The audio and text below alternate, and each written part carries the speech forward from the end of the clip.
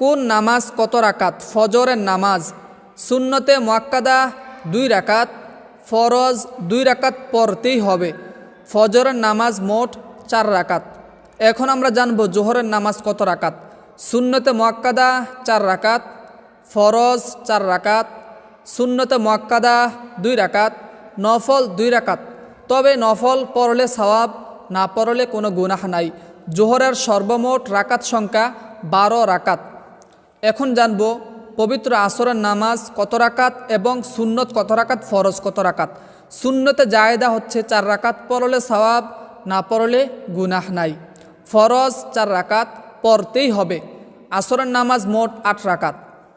মাগরিবের নামাজ ফরজ 3 রাকাত, সুন্নতে মুআক্কাদা 2 রাকাত, নফল 2 রাকাত, পড়লে সওয়াব, না পড়লে গুনাহ নাই। মাগরিবের মোট রাকাত সংখ্যা 7 রাকাত। এখন আমরা জানব পবিত্র এশারের নামাজ মোট কত রাকাত।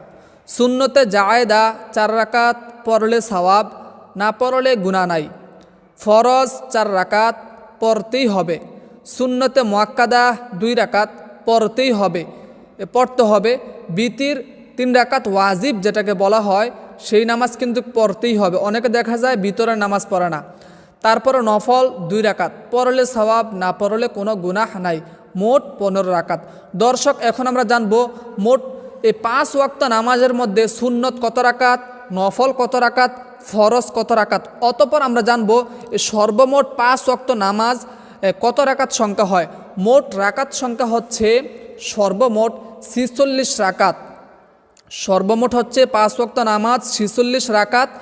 নামাজের মধ্যে 46 রাকাতের মধ্যে 17 রাকাত হচ্ছে ফরজ, পড়তেই হবে যেটা, আর 12 রাকাত সুন্নত পড়তে হবে। আর বাকি যে 17 রাকাত থাকে সুন্নতে জায়েদা ও নফল, পড়লে সওয়াব, না পড়লে কোনো গুনাহ না।